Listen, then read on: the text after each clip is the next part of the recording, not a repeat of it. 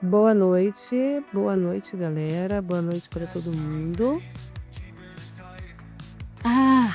Saudade de uma live, né? Deixa eu puxar aqui o meu convidado. Hoje aqui a gente está na Zona Z com o Casta.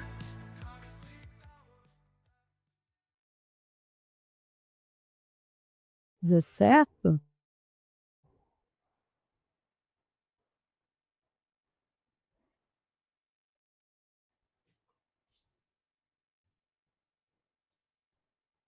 Fala, meu querido Rafael Castaneda.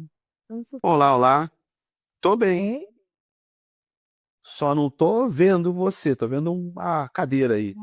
Verdade, verdade. Uma Aí. de hábitos de fazer live no Instagram, a gente acaba deixando a câmera ao contrário. Como é que você tá? Tô bem, querido. E você? Muito bem, muito bem. Que bom estar aqui com você, é um prazer enorme. Salve, galera do Zcast. Salve todo mundo aí que veio aqui, bom, Noel, uma prestigiada na nossa conversa hoje. Estou muito feliz de estar aqui com o Casta. E, Casta, eu estou aqui cheia de perguntas para te fazer. Vamos que vamos. Vamos lá, né? Me dê os bugs aqui agora. Voltou tudo ao normal. Seguinte, a gente está cheio de novidades aí no mercado cripto, na tecnologia, na justiça, em tudo que é instância, né? E a gente queria conversar com você um pouquinho, saber um pouco sobre essa nova regulação, né? A gente está com uma regulação aí ela saiu, de certa forma, bem rígida, né? Para em alguns lados eles não foram nem um pouco flexíveis. Então, assim, eu vou começar te perguntando, essa regulação ela entra em vigor daqui a 3 meses, né? E pelo que eu entendi, não é mais permitida a autocustódia na prática. Isso, você acha que isso transforma o your keys, your coins, né, suas chaves, suas moedas, em uma prática ilegal para o brasileiro usuário de criptoativo? Tipo, a gente virou cliente de exchange com direito de autocustódia cassado? Ou ainda existe uma esperança, um jeito de ter essa soberania? Show. A regulação ela não proíbe a autocustódia, mas ela abre brecha para que as corretoras informem as autoridades competentes, e aí inclui-se a Receita Federal, ou investigações, ou órgãos interessados, quais são as carteiras criptonativas associadas à operação do cliente na corretora, né? E isso é uma coisa que, óbvio que ninguém gosta, porque os operadores criptonativos se valem do fato da operação criptonativa parecer mais blindada, né, fora dos circuitos oficiais, mas aqueles que entendem de privacidade já alertam há muito tempo que se você faz compra de cripto numa corretora e saca para uma carteira criptonativa, que você está deixando um rastro. E que o fato de que uma corretora hoje não informa, não impede que ela não informe amanhã, né? Qualquer um que faz operações híbridas, corretora e autocustódia, deixa um rastro. E, na minha opinião, era inevitável que isso acontecesse. Eu nunca enxerguei outro caminho que não esse, né? É mais do que natural. Se o braço regulatório tenta chegar na corretora e você passa pela corretora para ir para a fuga do mundo criptonativo, era só uma questão de tempo até essas corretoras serem cercadas pela regulação e terem algum tipo de avanço regulatório para informarem. Agora, isso não torna a operação ilegal, isso torna a operação fiscalizável. Então, isso quer dizer o quê? Que aqueles que contavam com o uso de carteiras criptonativas para fazer evasão fiscal, sonegação fiscal, essas pessoas vão ter muito mais dificuldade em usar essa base tecnológica para isso, né? Isso é que muda de fato. E aí é uma questão de cada usuário do mundo cripto entender como que ele quer operar cripto. Se ele quer operar de acordo com a regulação ou se ele quer usar cripto como uma ferramenta libertária, de oposição ao Estado, toda forma de imposto é roubo, é legítima defesa, sonegação fiscal. Aí vão ser as filosofias de cada um, e óbvio que eu publicamente não posso endossar uma coisa como essa, seria muito irresponsável, mas é fato que existem pessoas que adotam essa postura, e para essas pessoas a regulação é horrorosa. Mas para aqueles que ainda operam dentro do limite abaixo dos 30 mil mensais, que ficam nas cotas de isenção, que têm posições criptonativas ou em corretora que sejam menores do que 5 mil reais, as regras continuam valendo, né? A Receita não exige que você declare posições menores de 5 mil, ela não vai exigir tributo em cima de até uma certa alíquota. Se você, por exemplo, está simplesmente guardando o SDT na blockchain para gastar numa carteira cripto, as regras são diferentes. Se você está fazendo trading e movimentando volumes gigantescos, é uma questão de que a impraticabilidade da autocustódia, ela não vem de forma direta, ela vem de forma indireta. Porque o criptonativo degen, que, cara, faz 1001 operações alavancadas de perpdex para farmar um airdrop, esse cara consegue, com 5 mil reais, gerar 1 milhão de volume. Como que um cara desse vai conseguir se adequar regulatoriamente? Como é que ele vai informar? O cara não sabe nem abrir o programa da Receita. Muito menos reportar uma operação como essa, mesmo que ele tenha tido prejuízo. Então a gente vai entrar num momento onde duas coisas podem acontecer. Ou centenas de milhares de pessoas vão virar criminosas do dia para a noite, e a Receita vai perseguir centenas de milhares de pessoas que estão inadequadas, ou essa legislação não vai ser aplicada na prática porque não existe como exercê-la. E vai ficar aquela coisa do tá lá na lei, mas ninguém obedece, e aí ninguém pune e vai para um lado para o outro. Vai depender muito da disposição do aparato estatal em usar essa brecha regulatória para escolher quem que ele vai perseguir com essa lei.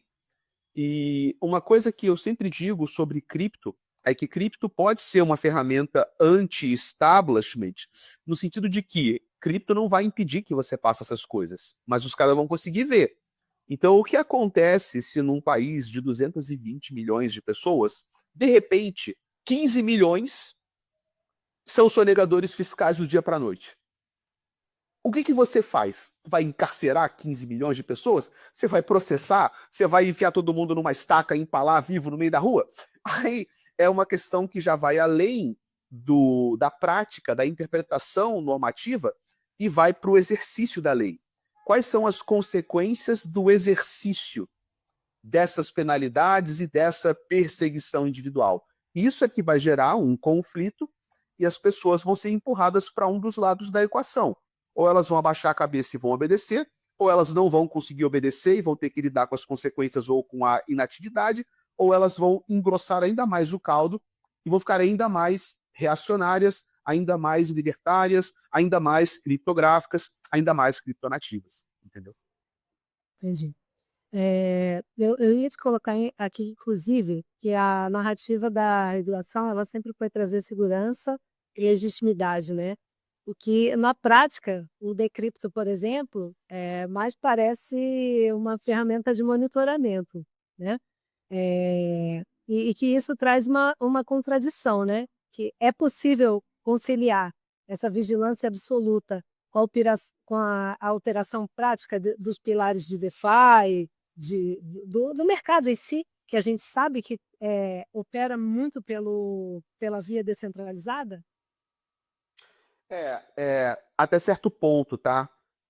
O que dá para fazer, por exemplo, é que as possibilidades ficam mais fechadas. Toda a questão é os rastros que existem. Então, os rastros que ligam sua atividade DeFi, criptonativa on-chain, à sua atividade fiduciária. E esses rastros acontecem em dois momentos. No momento em que você tem poder de compra no mundo fiduciário e rampa ele para a blockchain, que é a rampa de subida, ou o momento em que você fez muito dinheiro na blockchain e você quer comprar comida, quer comprar um sushi, quer comprar um carro, quer comprar uma casa e você rampa para baixo, você faz a rampa de descida dessa operação donativa para o mundo fiduciário. Então, enquanto nós compramos pão, carro, pizza e casa com Pix, você vai ter que deixar pegadas em algum momento, tá? As pessoas que conseguem operar de forma plenamente blindada são aquelas que arrumam caminhos para não deixar pegadas no mundo tradicional. E não é qualquer um que consegue fazer isso. Por exemplo, se você é uma pessoa que trabalha para um protocolo da AVE, você trabalha para a AVE e a AVE te paga em USDC numa carteira virgem e você não emite nota fiscal, você tem uma invoice que você manda para um e-mail maluco da AVE não sei aonde, isso não aparece em lugar nenhum. Porque a AVE, que é uma empresa global, sei lá, ou então uma empresa aí de cripto que tem uma sede nas Ilhas Caimã, eles não vão fazer a mínima questão de reportar para nenhum lugar do Brasil que eles estão pagando um brasileiro por uma invoice em PDF, sendo que às vezes eles contratam pseudônimos. Nem sabe quem é o cara. Né? Então aí você pode sim trabalhar de forma pseudonônima para um protocolo criptonativo, ele te paga em USDC. Nesse caso, a originação do seu dinheiro veio de uma fonte rastreável. Aí você pode pegar esse dinheiro, comprar a geminha certa, multiplicar ele no DeFi e ficar muito rico e ninguém vai saber disso. Ok, aí vai a próxima perna do problema. Como é que você gasta esse dinheiro? Né? Se você tentar sacar isso para o Pix e do nada aparece um dinheiro gigantesco no teu Pix, a Receita vai cruzar e vai falar, cara, como é que você está aqui sem pagar imposto de renda, é isento, você não ganha dinheiro, você não trabalha, está desempregado, e apareceu aqui 50 mil, 60 mil por mês no teu Pix e você comprou um carro de 500 mil reais e uma casa de 1,5 milhão. Tem alguma coisa errada. Né? Aí você vai ser pego e você vai ter que se enquadrar e você vai ser enquadrado de alguma forma. Então é muito difícil e cada vez mais difícil você conciliar essas coisas. O cenário de você ou subir dinheiro para cripto ou gastar dinheiro de cripto no mundo real, enquanto as coisas são como agora, é muito mais fácil para quem está enquadrado. Né? A solução que sobra é, cara, eu fiz uma operação criptonativa, eu fiquei rico pra caceta. Sinceramente, saída fiscal. Vai para o Uruguai, vai para o Paraguai, compra a tua cidadania lá, aterriza o dinheiro lá e gasta lá e passa metade do ano no Brasil, metade do ano lá. Ou aproveita o período de anistia, regulariza esse dinheiro, porque na prática fica muito difícil. A não ser que você seja uma pessoa muito comedida e você monta lá uns cartõezinhos cripto e fica gastando 5 mil reais por mês, que não vai chamar a atenção de ninguém. Mas é uma vida que não é uma vida para qualquer pessoa. Não é qualquer um que tem a disposição, cara, de estar sempre operando com VPN, de estar sempre olhando os seus rastros e gastando para ficar abaixo do radar, enquanto a regulação e as ferramentas só avançam. Né? É óbvio que não é confortável. E eu não estou aqui nem fazendo apologia a um lado, nem apologia ao outro. A gente está apenas constatando a realidade como ela é, entendeu? Sim, né? Mas você vive dentro de um sistema, e o sistema é fechado, né? A base disso é que o sistema é fechado, então, de uma forma ou de outra, você não tem como correr dele. Em algum momento, vai pesar para o teu lado. Ou seja, você se privando de utilizar né, do usufruto, ou então você vai lá e declara, vai lá e oferece essa informação. Mas uma coisa que é interessante é o seguinte, isso transforma essa regulação numa proibição velada da inovação descentralizada? Ah, sim, porque, na verdade, toda a atividade econômica que é hiperburocratizada e hipertaxada, ela é naturalmente desincentivada. Sim. Então, você cria várias barreiras, onde o cara não consegue interagir. Não, às vezes não é nem porque o cara é criminoso, né? Porque a gente ia associar, não, o cara é criminoso. Não, não é. O cara, ele só quer operar sem ter que saber preencher um formulário insano e ter que fazer uma coisa que é impraticável. O cara faz um bot de operações alavancadas, ele literalmente faz microtrades, milhares de transações por dia. É impraticável esse cara abrir um formulário do programa do IRPF e cadastrar isso tudo na mão. né? Então, isso inviabiliza algumas coisas a serem feitas da forma correta, seja por incapacidade técnica, por impraticabilidade ou por desconhecimento do operador de como fazer. Então, você sim, você cria uma inibição ou uma proibição velada, porque na prática o cara vai ficar enquadrado fora, vai ficar desenquadrado, né? E aí, o que acaba que realmente a melhor saída é, se você fez o dinheiro e você não consegue enquadrar corretamente esse poder de compra, e vale mais a pena você ir embora.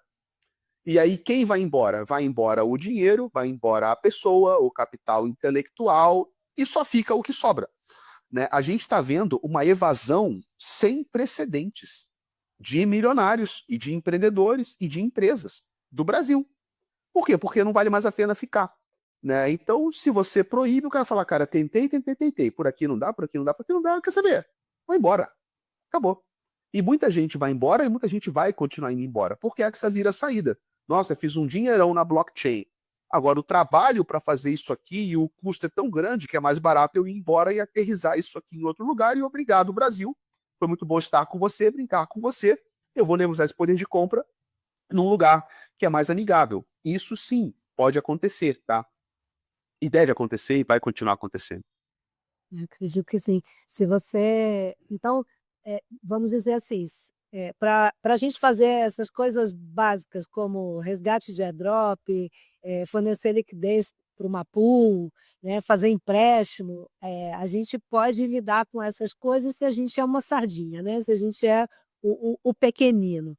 A partir do momento que o cara já está no status de baleia, a melhor coisa que ele pode fazer é sair fora. É, eu acho muito difícil que, cara, sim, o futuro é incerto, mas eu acho muito difícil ver o aparato estatal se mobilizando para perseguir um airdrop de $50, né, de $100, entendeu? Tipo, porque a Binance informou que você ganhou um airdrop, ou essa carteira sua que a Binance falou, pegou um airdrop, me paga aí, cara, 15% desse airdrop de R$ 1.000. Eu não acho que a gente vai chegar nesse ponto. Eu acho que os algoritmos, né, da Receita, eles vão tender a filtrar as operações de maior valor ou as operações cujo fluxo tem caráter que se aproxima de lavagem de dinheiro, ou, por exemplo, você passou por uma rede de carteiras que foi associado a uma carteira que foi descoberta, sei lá, de um cara do tráfico, do crime organizado, ou de um doleiro maluco que foi preso, ou de um banqueiro maluco que caiu por aí. Então, dependendo dos fluxos on-chain, eu acho que são alguns critérios que podem disparar mais alarmes. Ou a proximidade orgânica da relação das carteiras com carteiras que foram flagradas, como carteiras associadas ao crime organizado, ou evasão de divisa, alguma coisa assim, independente Uhum. de valor, ou operações que o cara fala, tá, esse cara não é um criminoso, mas esse cara tá ganhando dinheiro e não tá pagando para mim a parte que eu quero. E esse cara tá ganhando muito dinheiro. Então, esses para mim são os principais candidatos. Agora, qual que é o limite? Né? Eu não sei. A gente realmente vai ter que esperar para ver onde é que vai dar. Entendi. Agora uma pergunta leiga mesmo, Casta. As carteiras frias, né, as Ledgers, Trezors, enfim, as inúmeras carteiras que a gente tem que são carteiras não ligadas, não conectadas à internet, né. Essas carteiras, elas têm a capacidade de gerar diversos endereços, certo? Eh, Aí eu te pergunto, como é eh que a Receita espera chegar em todos esses endereços? É, assim, é muito difícil, tá? Porque, digamos o seguinte, você tem uma carteira Ledger e você derivou 5 endereços dela.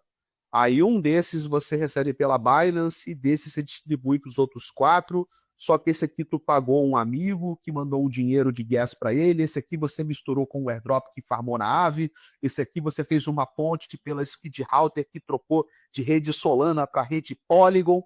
Então chega uma hora que você não sabe se você ainda está na carteira do cara, ou se você está na carteira de um protocolo, ou se você está na carteira de um amigo do cara.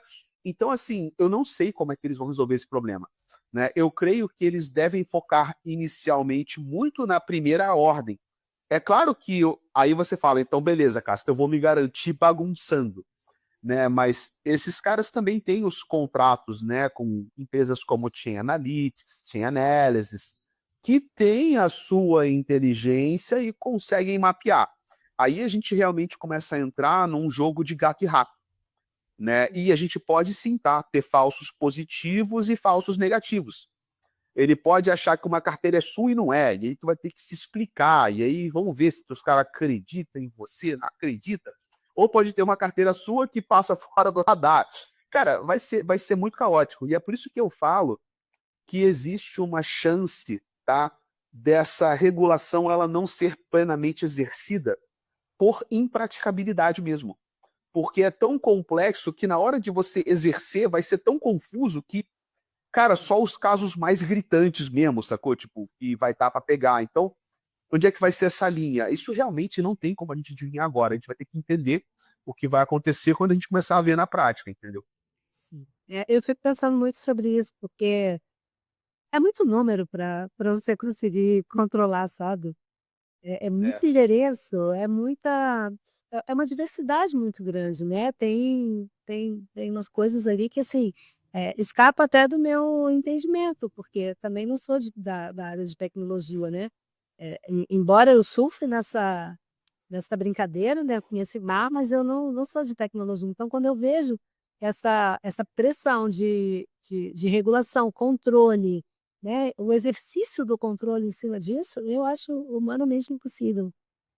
Mas enfim, o controle existe, né, e ele está aí para tentar fazer alguma coisa, pelo menos nesse. Tentar eles vão, cara, tentar eles vão, tem que ver até onde eles vão chegar, né? Realmente é pagar para ver. Eu não faço ideia de como é que vai ser, né?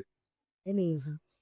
Seguinte, então vamos pular aqui para uma coisa que está bem do lado disso. Eh, eu tive no Ethereum Latam, né, e na manhã em que eu cheguei lá, eu já percebi que as narrativas estavam todas voltadas pra privacidade, né. Depois que o Vitalik falou sobre privacidade, até inclusive no hackathon que teve lá, tudo ficou voltado para esse assunto. Então as 2 primeiras palestras que eu assisti no primeiro dia foram sobre isso, entre outras muitas, né, e tudo o que se falava era privacidade. Aí, primeiro eu quero te perguntar o seguinte, dizer que eu tive a oportunidade inclusive de conversar com algumas pessoas e perceber que tem outros tipos de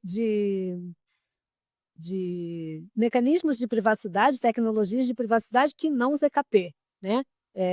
Eu só conhecia ZKP e uma outra, mas agora eu vi que tem mais do que isso, inclusive foram apresentadas ali 4 em algumas apresentações.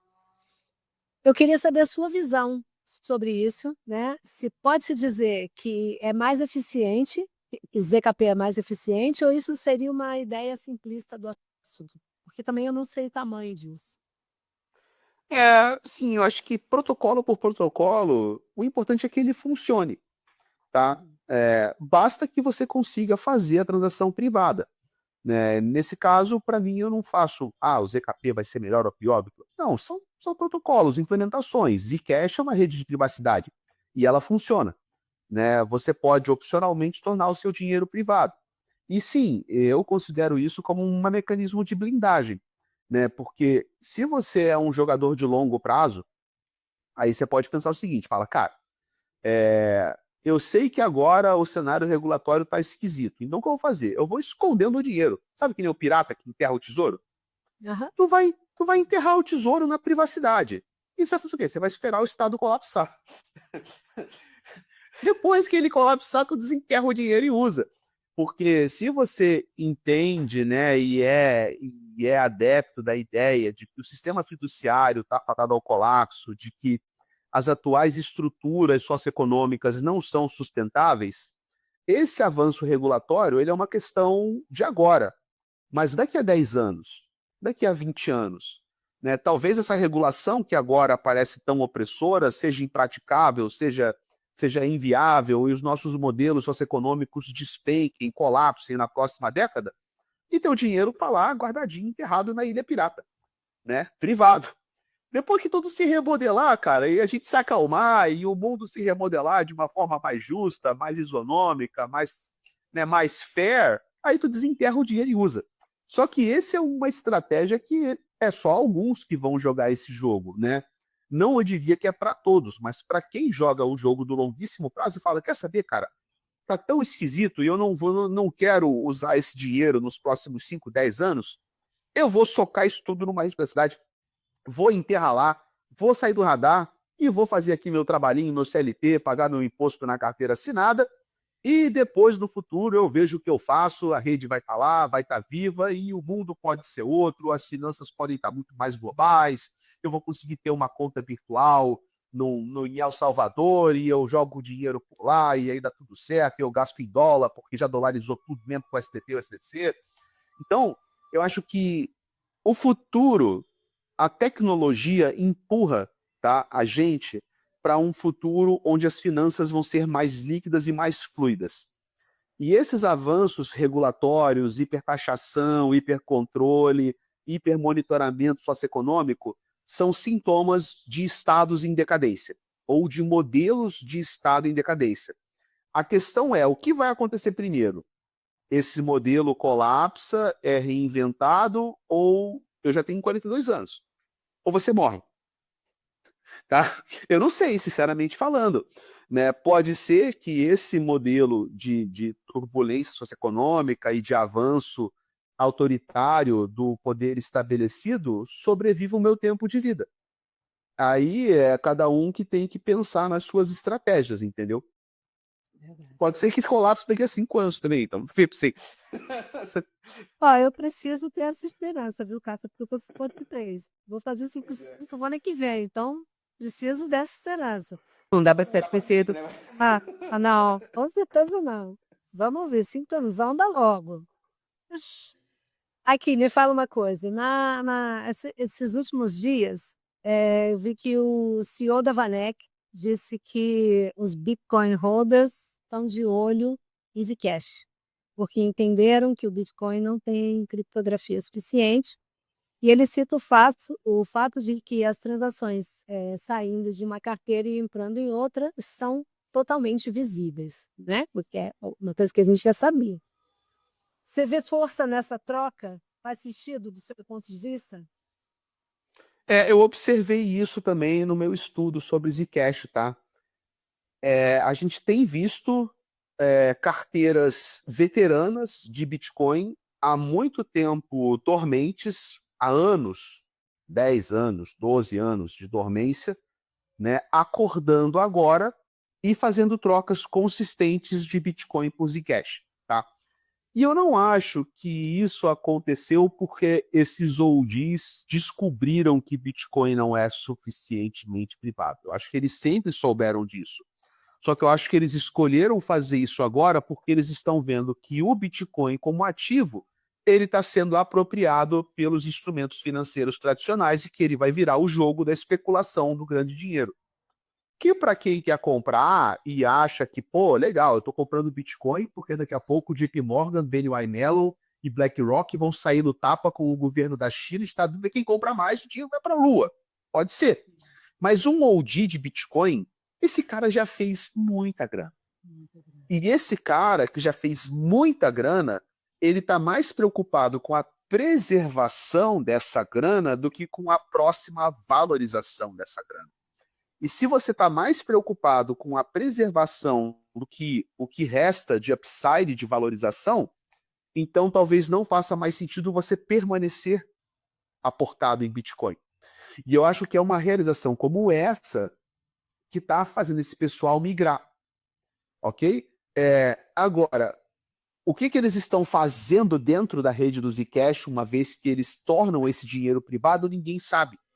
Tipo, eles estão levando esse dinheiro para lá e mantendo ele em Zcash, trocando por outros shielded assets, fazendo algum outro tipo de operação. Ninguém tem como saber, porque quando você entra na camada privada, você entra na privacidade. Aí a gente teria que se sentar com esses caras e abrir lá o navegador deles para entender o que eles estão fazendo. Mas a minha compreensão é que esses caras estão migrando porque o Bitcoin para eles perdeu o propósito, né?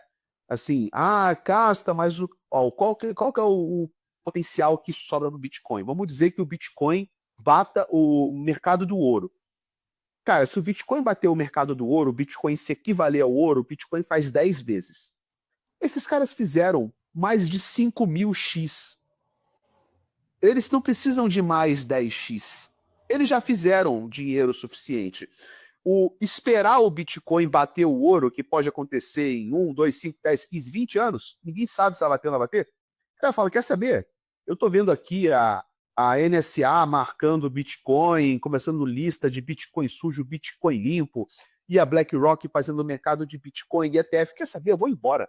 Eu já fiz meu dinheiro. Eu vou para outra rede onde pelo menos os ideais criptoanarquistas estão mais alinhados com aqueles da época que eu entrei no Bitcoin. A Zcash hoje ela tem a vibe do Bitcoin dos anos 2010, que era aquela coisa contra a cultura, é mais assim, tipo, não é nem anarcocapitalista, mas é mais soberania individual, privacidade individual, sistemas alternativos, independência. E esses ideais, cypherpunks, eles estão mais presentes hoje na Zcash do que no Bitcoin, sem sombra qualquer de dúvida. E se esses oldies que entraram no Bitcoin porque eram alinhados de cypherpunks e não deixaram de ser cypherpunks, faz sentido para mim que eles vendam e que eles migrem. Né? Eu só não sei o quanto que eles estão topando o risco da volatilidade do token Zcash. Né? Ou se eles estão lá dentro do Zcash privado trocando por Bitcoin que está encapsulado lá dentro. Eu não sei quantos Bitcoins existem lá dentro, aí é um outro estudo que eu não tenho condição de fazer, porque uma vez lá dentro você não tem acesso aos números, né? E aí a gente teria que realmente conversar com os caras para mapear. Inclusive eu vi que a valorização do par ZEC-BTC, ela foi bem grande, né? Ali entre outubro e novembro, quando deu aquela subida de ZEC, e aí chegou no certo patamar daquilo ali, começou esse par a ficar mais valorizado. E aí achei interessante isso. Falei, tem muita gente trocando, né? E aí, na semana passada, veio o CEO da Vaneck trazer essa fala, né? Então, ainda dentro dessas questões, tem uma empresa, né, que está comprando Zcash como tesouro corporativo, né? Os gênios, né, os Os então? Isso. Eu não sabia dessa. Fizeram uma empresa, os tesouros do Bitcoin, né? Zcash Treasury Company. Zcash. Isso. Legal. E de acordo com todo esse histórico que eles têm em cripto, né? Já que eles compraram 1% do supply do Bitcoin lá atrás, e a gente vê onde chegou hoje, será que eles podem estar certos novamente? Olha, se eles compraram isso antes da alta e já estocaram, já fizeram um dinheiro bom, né? Fizeram aí pelo menos um 3x aí, né? Mas Eu acho que foi em 200 eu não lembro exatamente o que, mas eu acho que foi ali por volta dos 250, se não me engano. entendi. Olha, esses caras são inteligentes, né, cara? Vamos ver o que o futuro reserva para eles, né? Mas eu tô entendendo que existe uma tese boa para a Zcash, né? Eu já falei sobre isso desde 2023, se eu não me engano, que eu já comentava nas minhas lives que a gente só veria um, uma corrida de tokens de privacidade quando as pessoas sentissem medo. Né? Teve o verão do DeFi, o verão do NFT, o verão do cachorrinho colorido, o verão do token de A. Pô, Casta, cadê o verão da privacidade? Irmão, o verão da privacidade só vai vir quando você tiver com medo do aparato estatal. Antes disso não vai ter verão de privacidade, porque privacidade a gente adota por necessidade. E isso é muito mais interessante do que uma onda especulativa de caraca, agora é hora de tokens de IA, então eu vou comprar Virtuals e AI16Z e vou ficar rico comprando token de IA, que é um sistema horroroso, nem chega perto dos sistemas centralizados. ou comprar tokenzinho de primata colorido na blockchain, né? Você vê uma ascensão, especialmente da Zcash, que vem de adoção real, vem de migração de OG de Bitcoin, né? E isso é muito mais sólido para mim e muito mais interessante porque é a adoção por dor. E a melhor adoção, é uma merda falar isso, né? Mas a melhor adoção que nós conhecemos é a adoção que vem pela dor. Porque é uma adoção que vem por necessidade, entendeu? Sim. E acaba sendo até é, um nível de consciência diferente, né, dessa adoção. Ela não vem pelo aquele momento emocionado que veio porque está subindo, né? É. O momento do FOMO, né? Mas é interessante mesmo. O nome da empresa é Cypherpunks e eles compraram em vários preços. A Legal. moeda deles foi aí por 200 e pouco, mas eles continuam comprando. Legal. É isso, Casta. Me fala um pouco do que você está vendo do mercado. A gente teve aí de ciclos diferentes, me parece, né? O ano, um ciclo bem diferente, porque a gente que ouve tantas narrativas, né? E tem gente que entra e diz assim, não agora se prepara para comprar porque daqui a pouco está chegando o bear, se prepara para isso. Está cheio de gente aí perguntando, a gente já está em bear market? Eu não vou nem te perguntar se a gente já está em bear market, mas o caráter desse ciclo tão diferente, já que a gente tem não só o ciclo muito diferente, mas a gente tem diversos acontecimentos globais trazendo incerteza, trazendo desconfortos muito grandes, tarifas altíssimas por parte de Estados Unidos para outros países, brigas por conta disso, guerras que a gente teve, né? Esse ano não foi nada fácil.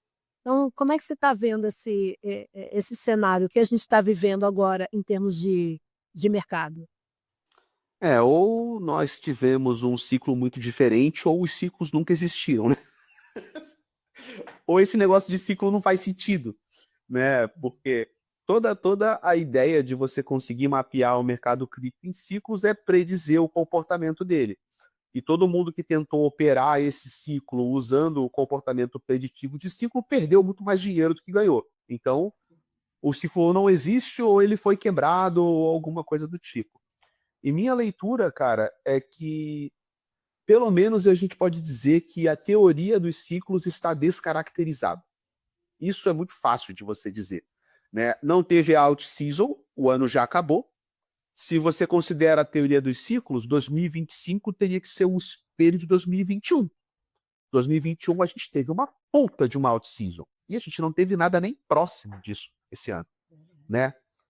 No ciclo passado, chegando em novembro, estava tudo em máxima histórica. As altcoins tinham renovado e dobrado, triplicado, quintuplicado, 10x na máxima histórica do outro ciclo anterior, retrasado.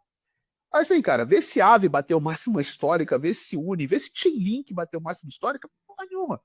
Então, descaracterização total do ciclo.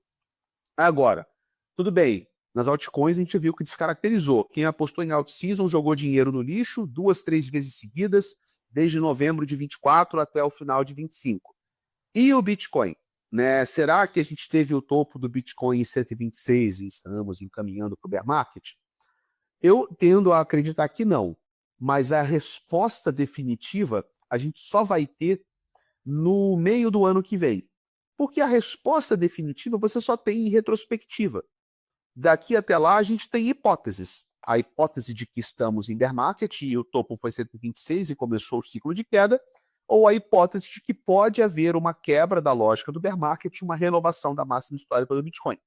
Eu sou partidário da hipótese de que podemos ter uma quebra do bear market. Por quê? Eu vou explicar por quê e o futuro vai dizer. Porque nós estamos ainda num período de restrição e contenção econômica. Política monetária contracionista, juros altos.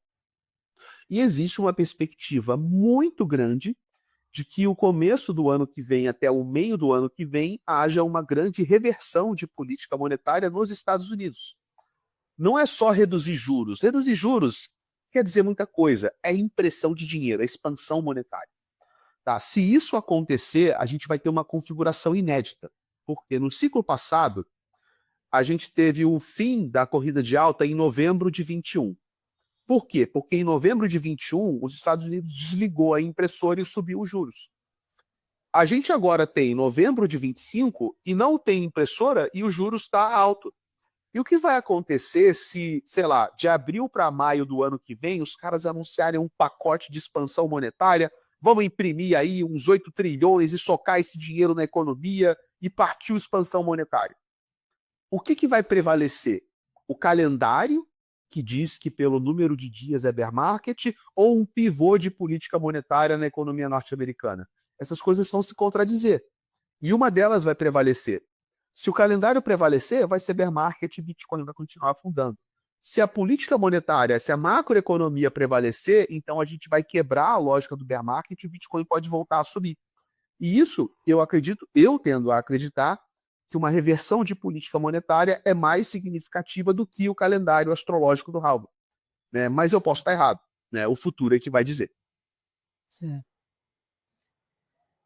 É complicado, né? São coisas que a gente não pode adivinhar, a gente não pode prever, a gente não sabe de nada. Eu acho impressionante como a gente consegue falar sobre essas previsões. Eu vejo muito, converso com muita gente que fala sobre as previsões e todo dia análises e etc. Mas na real, quando vem a bomba, tanto de alça quanto do que aconteceu, o crash que a gente teve lá em 10 de setembro, né? Que foi um negócio devastador, ninguém conseguia ter previsto nada. Ninguém. Nenhum indicador Sabe? técnico, nenhum grafista, ninguém tem como saber um negócio desse. É impressionante, impressionante. Porque todo dia todo mundo sabe muita coisa, né? É, as pessoas se arriscam a dizer e elas, muitas vezes, elas escorregam naquilo que elas nem pensaram, porque depois elas mesmas são atropeladas por aquilo que elas não conseguiram prever, né? E isso eu achei muito louco, porque era uma coisa que ninguém imaginava e quando o pessoal ia vendo, e assim, os gráficos de todas as moedas ficaram ali com aquela vela vermelha lá embaixo, né? Falei, gente, que devastação. E eu nunca tinha visto algo assim, sabe? Nunca tinha passado por esse movimento. Então foi uma loucura mesmo. Queria te agradecer muito essa oportunidade de ter você aqui, de você conversar um pouco com a gente, falar sobre a sua visão aí, sobre essas coisas, tanto da regulação como do ZKP, porque a gente aqui no Musicast, você conhece bem a- o nosso caminhar aqui, rumo à privacidade, rumo à liberdade das pessoas, né? A gente gostaria de mostrar cada vez mais para as pessoas que dá para ser livre, né? Também não é uma apologia a ninguém cometer crime, nem nada parecido, né? Não é a esconder nada, mas não é sobre o que a gente esconde, aqui é sobre o que a gente protege, né? E a gente, eu pelo menos sinto essa esse controle muito forte, né, porque escrevi esses dias, com base em 1984, né. A gente está vivendo uma coisa muito parecida com aquilo, que tem uma pequena diferença ali no caráter, que é o fato de não ser algo forçado. Tem muitas coisas que não são forçadas, mas que, por conveniência, às vezes vai sendo levado, né. Não são forçadas ainda, né? Pois é. Mas você sente que tá logo ali na esquina, a forçação chegando, é complicado. São vibes orwellianas, entendeu? É complicado mesmo. Então, quando eu falo não é forçado, de qualquer forma é um controle, né, a partir de uma Não é forçado no cano da arma, mas é forçado no sentido de, cara, seu CPF vai ser cancelado, você não vai conseguir viajar, você vai ter um monte de dificuldade, você vai ter dívida ativa, você vai ser economicamente perseguido, você vai. Cara, Então, assim, só falta o cano da arma mesmo, entendeu? É, é assustador, né? É. Assustador. Para quem está acompanhando essas coisas, assim, é totalmente assustador. Mas é isso, foi bom demais estar aqui com você, Castro. Obrigado pela galera, todo mundo que participou, todo mundo que esteve aqui para dar um seu salve. Todo mundo adora o Castro, todo mundo gosta dele. Quando a gente fala que vai trazer o Castro, todo mundo fica mega feliz. E a gente também está muito feliz de ter o Castro aqui com a gente, né? É, foi isso. Castro na Zona Z, no Z Talks, um podcast que a gente tem aqui na Zcast e que traz aí para vocês educação, informação. E obrigada, Cássia, mais uma vez. Tchau, tchau, gente. Valeu. Até a próxima. É.